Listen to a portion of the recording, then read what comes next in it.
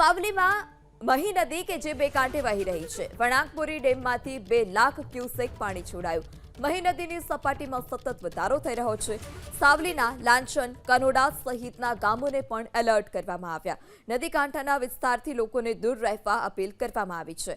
તો વણાકબોરી ડેમમાંથી 2 લાખ ક્યુસેક પાણી છોડવામાં આવ્યું છે અને ડેમમાંથી પાણી છોડાતા નદી કે જે બે કાંઠે વહી રહી છે। મહી નદીની સપાટીમાં સતત વધારો થઈ રહ્યો છે।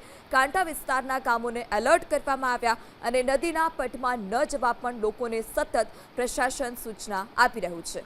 સાવલીના લાંચન, કનોડા સહિતના ગામોને એલર્ટ કરવામાં આવ્યા છે।